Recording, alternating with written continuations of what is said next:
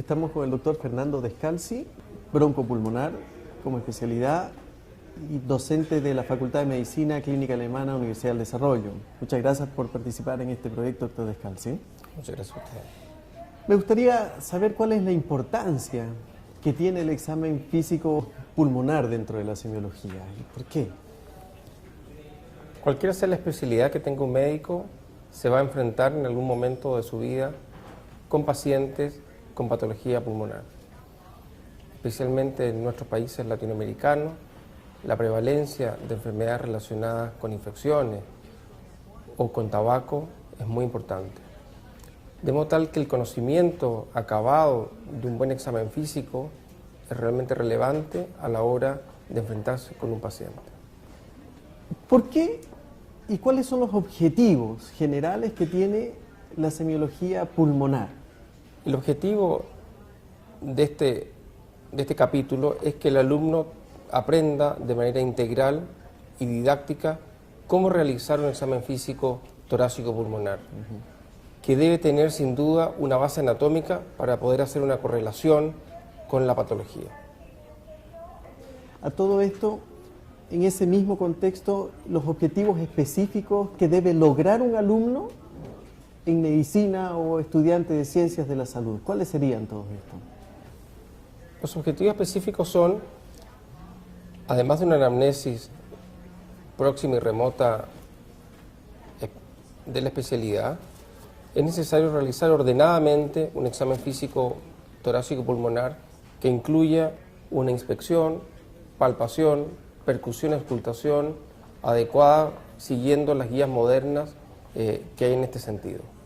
Hemos incorporado la nueva clasificación de los ruidos respiratorios, vigente ya desde hace varios años, con el objetivo de enseñarles a los alumnos un lenguaje que esté acorde con el avance de la ciencia. Bien, doctor Descalzi, muchas gracias por esta introducción. A continuación haremos las demostraciones específicas de la semiología respiratoria. Muchas gracias. Muchas gracias. Doctor Andrés, soy el doctor Descalzi. Mucho gusto. Adelante, por favor.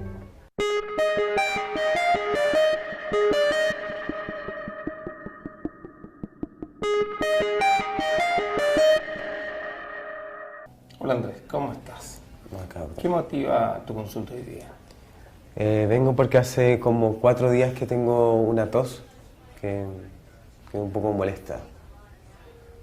La anamnesis respiratoria debe incluir la identificación del paciente, el motivo de consulta, que corresponde al síntoma principal, la anamnesis próxima, que es la historia de la patología actual, y la anamnesis remota, que corresponde a la historia de patologías anteriores y datos relevantes de la vida del paciente.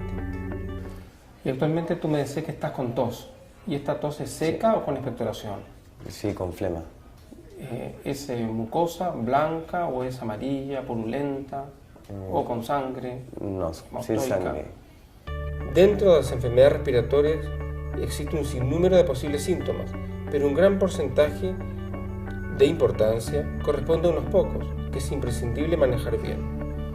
Los síntomas respiratorios más frecuentes son disnea, tos, dolor torácico, expectoración y hemoptisis. Cada uno de estos síntomas de consulta deben ser agotados al máximo durante la anamnesis próxima. El tiempo de evolución, sus características, por ejemplo, aspecto y cuantía, factores que lo atenúen o desencadenen. Y luego de eso, siempre se debe preguntar por síntomas asociados, los que pueden ser respiratorios o no. Y como antecedente en la infancia, ¿has tenido alergias, asma, tuberculosis? No. ¿Alguna enfermedad congénita? No. Muy bien. Además del motivo de consulta y los síntomas acompañantes durante la anamnesis próxima, se debe preguntar dirigidamente por algunos aspectos que integran la anamnesis remota. Destaca, en primer lugar, las patologías previas, entre las cuales las más relevantes son los antecedentes de tuberculosis, de patologías que produzcan inmunosupresión y de alergia. ¿Eres fumador o has sido fumador? Fui fumador, pero lo dejé hace como 2 meses. Te felicito. Muy buen punto. ¿Has continuación, es necesario interrogar sobre exposición a agentes nocivos, tales como consumo de tabaco y exposición laboral o en la casa de diferentes tipos de humos. También el antecedente de viajes y mascotas puede ser de gran ayuda para lograr un diagnóstico. ¿Y dentro de tu ambiente, de tu casa, has tenido contacto con pacientes que tengan tuberculosis? No. Finalmente, es necesario preguntar por el contacto con otras personas con síntomas respiratorios actuales o en el pasado que haya en su entorno. De modo tal que lo que vamos a hacer a continuación es examinarte el tórax, los pulmones, para refrendar lo que tú me estás contando. Okay.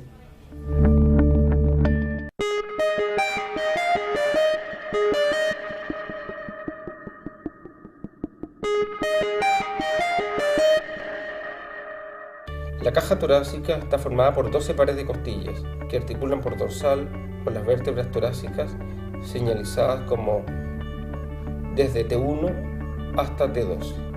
Por ventral, las 7 primeras se articulan con el esternón, mientras que la octava, novena y décima se van uniendo entre ellas a través del cartílago y forman el reborde costal. La undécima y duodécima son flotantes y no se distinguen por la cara anterior del tórax. El diafragma e intercostales son los músculos más importantes para efectuar el ciclo respiratorio. El primero, al contraerse, aumenta la altura torácica, mientras que los segundos, intercostales internos y externos, en conjunto expanden el diámetro anteroposterior. Los músculos escalenos, esternocleidomastoideos y trapecio pueden participar de los movimientos respiratorios como músculos accesorios, especialmente durante el ejercicio o en insuficiencia respiratoria. Desde la superficie del tórax se localizan algunas referencias anatómicas que conviene tener presente al momento del examen. En la vista dorsal, la apófisis transversa de la séptima vértebra cervical, C7, es habitualmente la más prominente y se nota especialmente al flectar el cuello. En inspiración, las fases pulmonares alcanzan generalmente la altura del cuerpo vertebral T2. En inspiración normal llegan hasta T10 y puede alcanzar T9 si la expiración es forzada. Se debe considerar que la base del pulmón derecho es más alta que la izquierda debido a la ubicación del hígado. La punta de la escápula o los brazos colgando a los lados del cuerpo llega hasta T7. 3 líneas se pueden trazar por la cara dorsal del tórax. Una vertebral que cruza por encima de los procesos espinosos y 2 escapulares, una derecha y otra izquierda, que son paralelas a la vertebral y pasan sobre la punta de las escápulas. Por ventral destaca el ángulo esternal o ángulo de Lewis entre el manubrio y el cuerpo del esternón. Este es un punto de referencia donde llega la segunda costilla. 3 líneas se pueden trazar: la línea medioesternal, que pasa vertical por la mitad del esternón. Las líneas medioclavicular, derecha e izquierda, son verticales a la línea medioesternal y pasan por la mitad de las clavículas. Por lateral, se pueden trazar 3 líneas: axilar anterior, que corre verticalmente y pasa por la parte anterior del pliegue axilar, la línea axilar media, que es paralela y pasa por la parte media del pliegue axilar, y la línea axilar posterior, que es paralela a la anterior y pasa por la parte posterior del pliegue axilar. En la cavidad torácica se encuentran los 2 pulmones, ambos recubiertos por la pleura visceral, y el mediastino, espacio en el que se encuentran el corazón y los grandes vasos, entre otras estructuras. Por ventral, las bases pulmonares llegan a la sexta costilla, a nivel de la línea medioclavicular. Por dorsal se proyectan especialmente los lóbulos inferiores, los que se extienden desde T3 hasta las bases. Cada pulmón se divide en mitades, aproximadamente iguales, por la fisura oblicua mayor, que se extiende desde T3 por dorsal y corre en forma oblicua hacia ventral y caudal hasta la sexta costilla en la línea medioclavicular. El pulmón derecho es además dividido por la fisura horizontal o menor, que por ventral va a la altura de la cuarta costilla y más lateral llega a la fisura oblicua en la quinta costilla a nivel de la línea axilar media. esta forma, el pulmón derecho tiene 3 lóbulos, superior, medio e inferior, y el izquierdo solo 2, superior e inferior.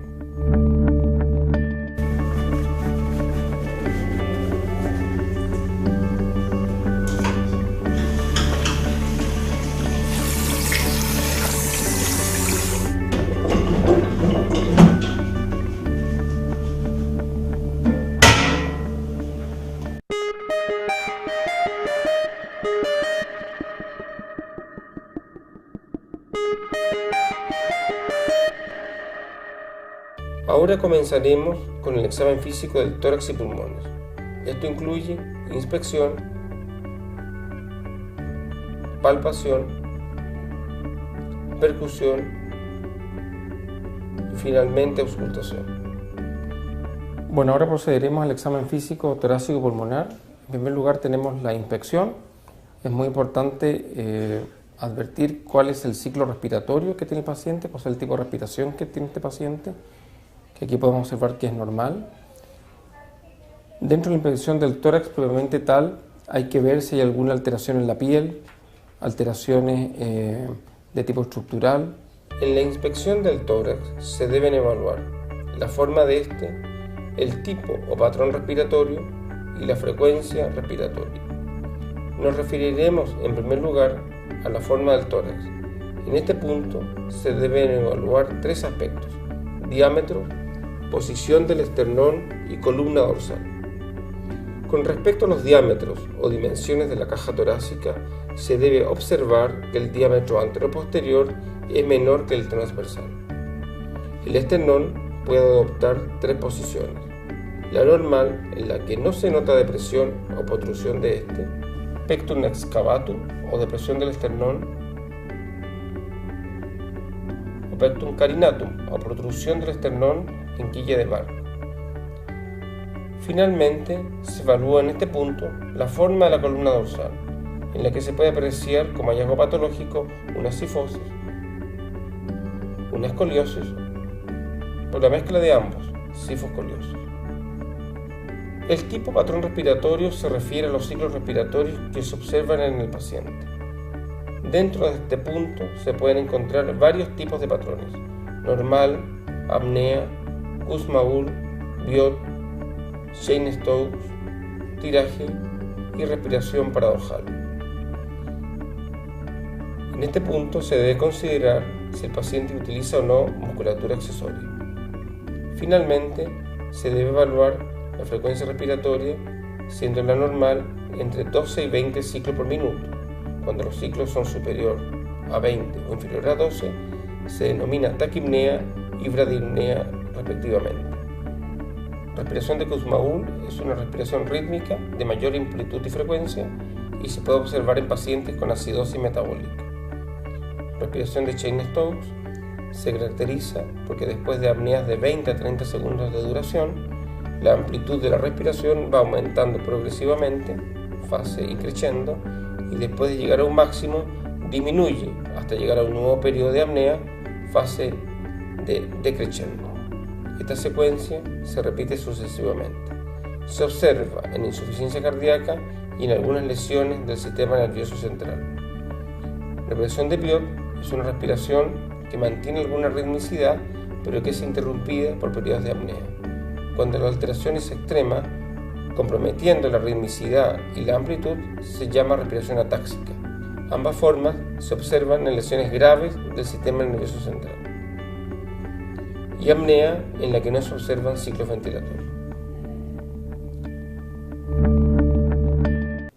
A continuación vamos a hacer palpación del tórax por anterior, ver si hay algún punto doloroso.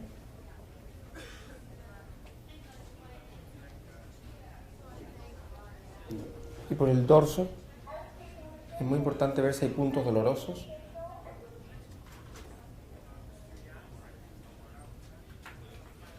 Antes de palpar la pared torácica para evaluar la condición pulmonar o pleural, nos referiremos a la palpación de los espacios intercostales, de manera tal que cuando evaluemos otras estructuras u órganos intratorácicos no presente un problema al ubicarlos. Los espacios intercostales adquieren el nombre de la costilla que está sobre ellos.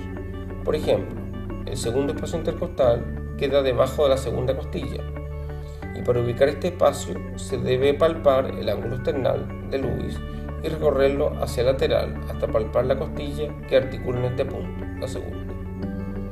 El espacio ubicado inmediatamente por caudal a dicha costilla corresponde al segundo espacio intercostal. Desde este se pueden seguir palpando con facilidad hasta el sexto espacio, ya que desde el séptimo en adelante los espacios se hacen más estrechos y se dificulta su palpación. Mediante la palpación se pueden sentir vibraciones que se generan en el interior del tórax, por ejemplo cuando el paciente habla. Para realizarla se puede usar toda la mano o el borde cubital, que es más sensible a la vibración. Cuando el tórax examinado es normal, se siente una discreta vibración en la zona de contacto. Vamos a ver si hay vibraciones vocales presentes.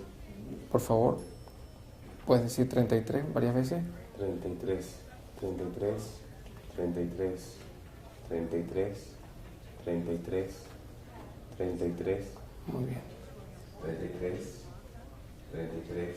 Se va desde cefálico 33, a caudal, 33, comparando entonces 33, las vibraciones vocales. 33. Se le solicita al paciente que repita números o palabras, por ejemplo 33. Conviene tener un método para recorrer y comparar los distintos sectores del tórax. La sensación táctil que se logre dependerá de varios aspectos: la intensidad y las características del ruido, por ejemplo el tono de la voz, la zona que se palpa, por ejemplo cerca de la tráquea, las vibraciones de mayor intensidad, el grosor de la grasa subcutánea, la integridad del tejido pulmonar y elementos que se interpongan entre los grandes bronquios y la pared del tórax. Respire hondo y expire. Inspire. Otro aspecto que se puede evaluar es la expansión del tórax durante la inspiración. Se apoyan las manos en la espalda, una a cada lado, dejando el pulgar a la altura de la apófisis de T10 y se le pide al paciente que inspire profundo. Los pulgares deben separarse en 2 centímetros para que la expansión se considere normal. A continuación vamos a hacer la percusión del tórax. La idea es ir secuencialmente de cefálico a caudal y de lado a lado, de tal manera de ver la simetría. Para que ustedes vean, este dedo actúa como un plexímetro y debe ser sobre la costilla, y con la interfarángica distal se percute de esta manera.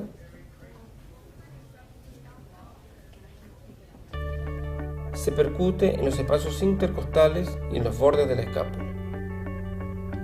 Esto corresponde a una percusión indirecta sobre la región torácica posterior, percutiendo en los mismos niveles de los lados contralaterales a modo de comparación. De esta manera se va explorando primero los lóbulos y segmentos superiores, ápices y espacio intercapular, y luego los inferiores, infraescapular y a nivel de T10. Los sonidos de la percusión son hipersonoridad, resonancia y matidez, y lo normal es resonante en el pulmón.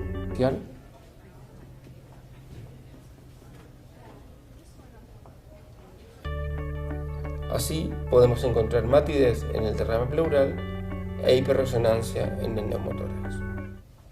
Posteriormente, dentro de la palpación, vamos a ver la excursión del diafragma. La idea es ver la diferencia que hay entre inspiración profunda y expiración profunda. Por favor, puedes inspirar profundamente y mantener el aire. Mantén, por favor. Aquí. Mantén, por favor. Aproximadamente aquí. Y ahora puedes botar el aire y mantenerlo en expiración profunda. Aquí podemos ver que aproximadamente son 4 centímetros de excursión. En este caso es normal. La base del pulmón derecho es el límite inferior de resonancia y por ende el límite del diafragma. séptimo espacio intercostal en línea medio escapular. Una diferencia normal está dada por una expansión de 4 a 7 centímetros. Se puede poner en decúbito supino o sentado y hacer una inspección y palpación similares al posterior. Luego se realiza la percusión con el mismo patrón con que se realizó anteriormente, de lado a lado, de cefálico a caudal, en todos los campos pulmonares. Se debe sentir resonancia hasta la matriz hepática. El examinador debe fijarse que el plexímetro se coloque en los espacios intercostales y no solo en las costillas. Al lado izquierdo se encuentra el corazón, desde el tercero hasta el quinto espacio intercostal del lado izquierdo, por lo que la resonancia pulmonar se altera. Vamos a percutir las axilas.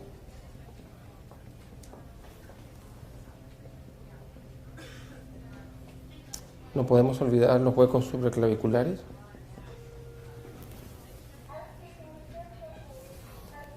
Y de manera simétrica, tal como lo hicimos por dorsal, comparando los diferentes semitórax. No hay que olvidar percutir la parte alta de la axila, porque los lóbulos superiores son mejor evaluados en estas posiciones. La percusión axilar es a veces más fácil mientras el paciente está sentado. Posteriormente procederemos a la auscultación, en que se le pide al paciente: Andrés, hay que respirar lento y profundo, muchas veces.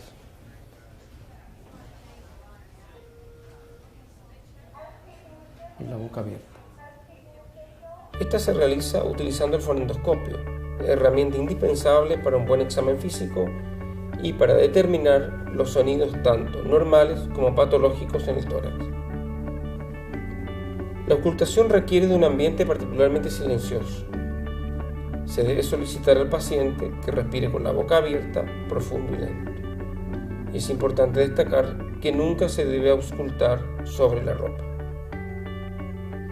Para la auscultación del tórax se usa el diafragma del fonendoscopio y se va auscultando de cefálico a caudal, de lado a lado, para ir descendiendo sistemáticamente.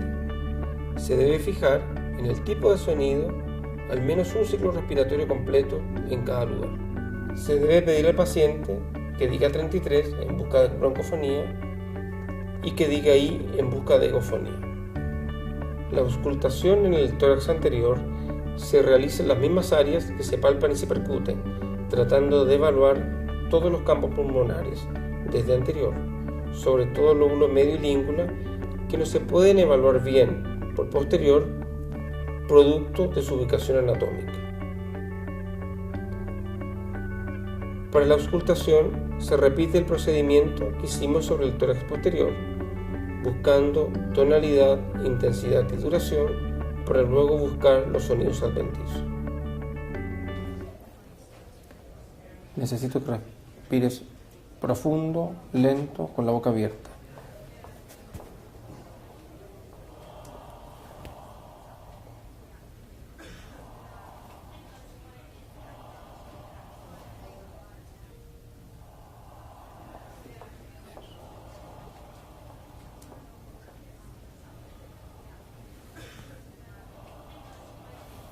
No podemos olvidar de examinar los huecos supraclaviculares.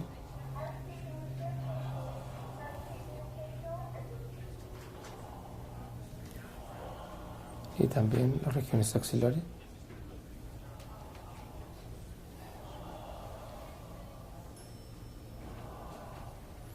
Hay que mencionar que aproximadamente en esta región está la proyección del lóbulo medio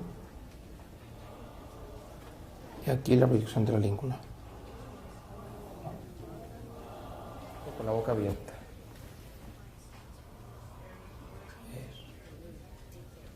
Aproximadamente hay que esperar un ciclo respiratorio por cada foco.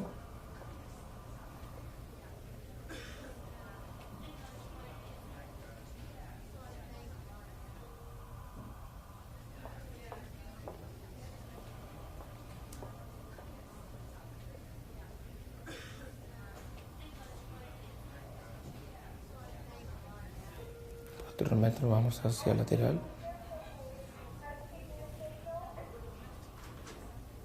Finalmente, por favor, vamos a examinar las axilas.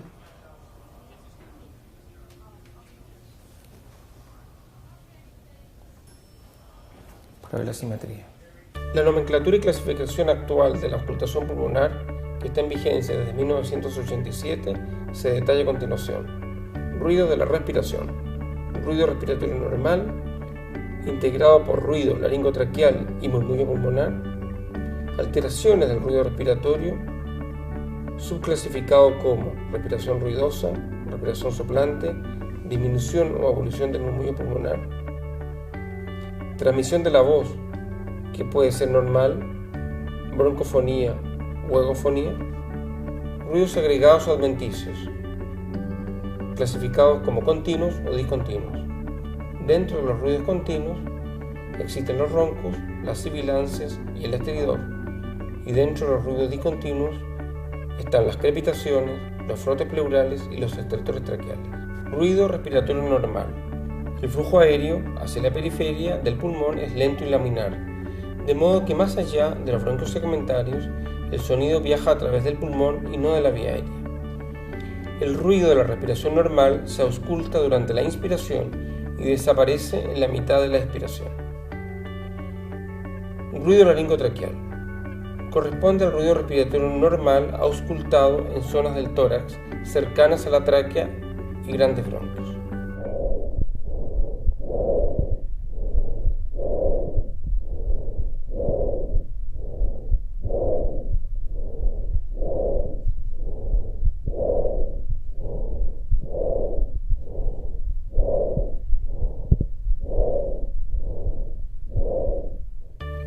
El murmullo pulmonar es el ruido respiratorio normal que, filtrado a través del tejido pulmonar, se ausculta sobre la pared torácica.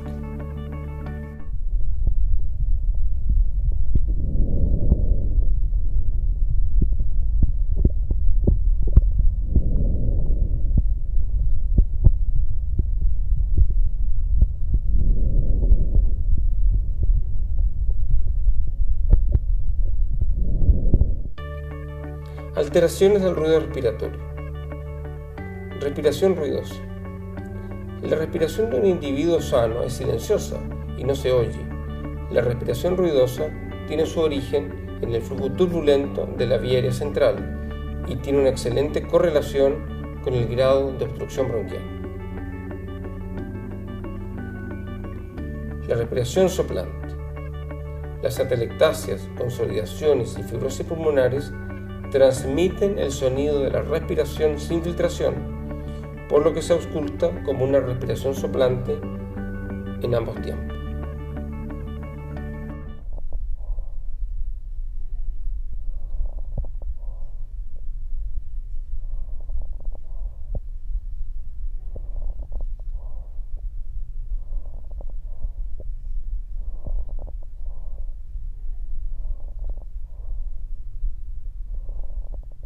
Disminución o abolición del murmullo pulmonar. Puede disminuir la transmisión del ruido pulmonar hasta la pared torácica por interposición de aire o líquido entre el parénquima pulmonar y la pared.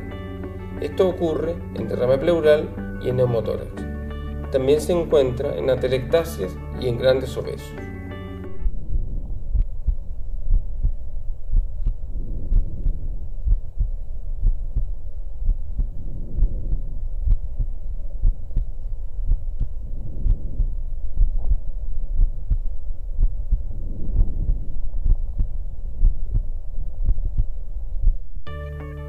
Transmisión de la voz.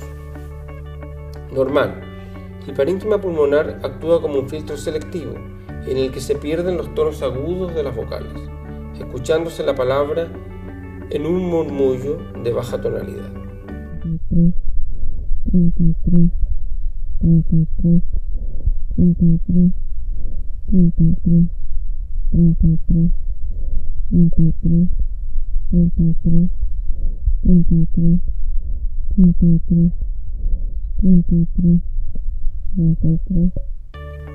Broncofonía. En condensación o atelectasia se transmite todo el espectro de frecuencias y la voz se ausculta con claridad.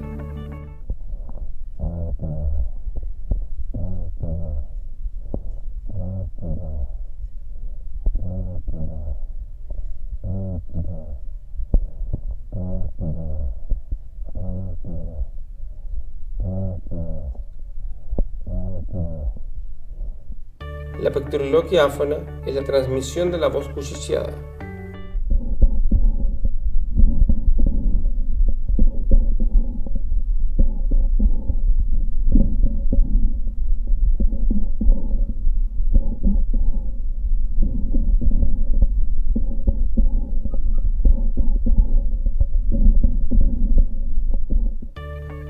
La egofonía, donde el derrame pleural es laminar, parte del sonido logra transmitirse dejando pasar preferentemente las frecuencias altas, especialmente vocales de tonalidad alta, adoptando la transmisión de la voz, un timbre nasal o voz caprina.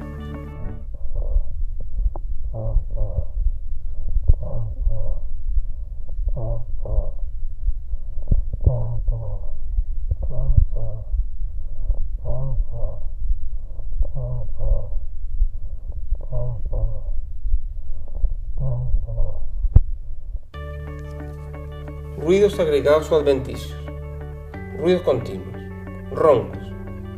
Es un ruido de baja tonalidad que se produce por vibración de las paredes de la vía aérea generado por flujo turbulento por obstrucción. Se pueden palpar como frémitos en la pared torácica.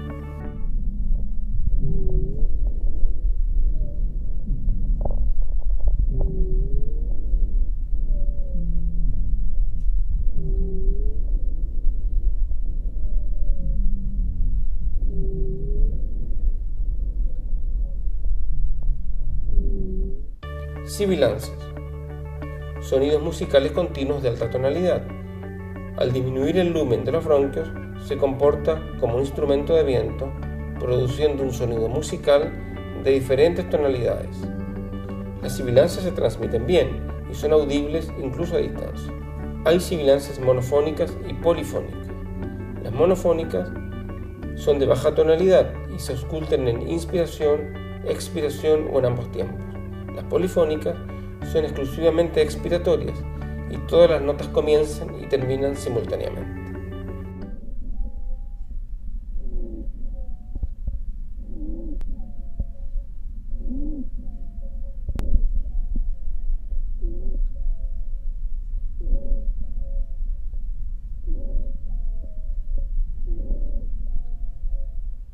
El estridor es un ruido continuo de tonalidad intermedia, intenso y audible a distancia.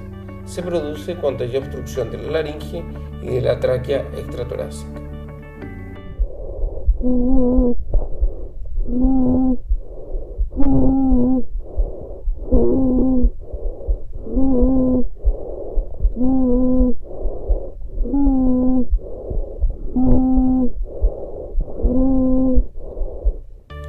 Ruidos discontinuos. Las crepitaciones son ruidos cortos de menos de 5 milisegundos que aparecen en rápida sucesión y que se auscultan sobre la pared torácica. Se originan al comunicarse bruscamente diferentes segmentos de la vía aérea y así se igualan las presiones y el gas se expande explosivamente, generando las crepitaciones. Esta denominación engloba los ruidos antiguamente llamados crépitos, crujidos y estertores finos. Las crepitaciones pueden ser de final de inspiración y de comienzo de inspiración y expiración.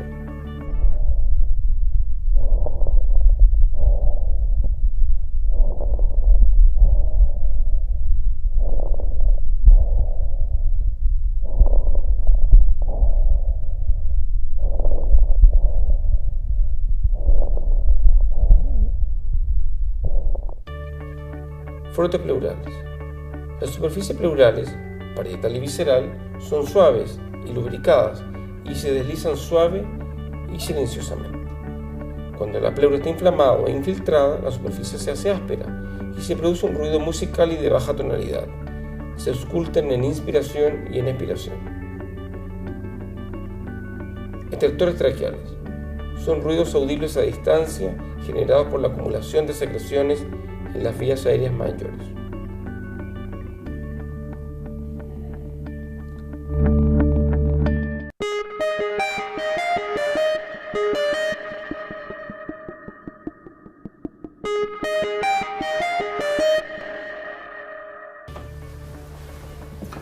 Al finalizar el capítulo de examen físico pulmonar expuesto por el doctor Fernando Descalzi, finalizaremos con una breve descripción de hallazgos.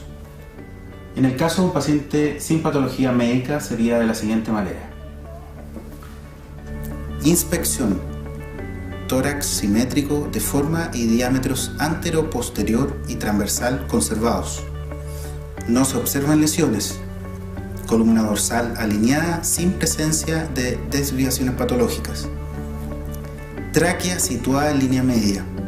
Patrón respiratorio regular, sin uso de musculatura accesoria, con una frecuencia respiratoria de 13 ciclos por minuto y una relación inspiración-expiración de 1:2. Expansión pulmonar simétrica y de amplitud normal. Palpación. Tórax sin aumento de volumen o dolor a la palpación, a nivel de estructuras óseas y grupos musculares. Expansibilidad torácica conservada, vibraciones vocales presentes, simétricas y de amplitud normal. Percusión. Resonancia presente y simétrica en ambos campos pulmonares. Auscultación. Murmullo pulmonar conservado globalmente, sin ruidos agregados. Con esto finalizamos el examen físico de tórax y pulmones.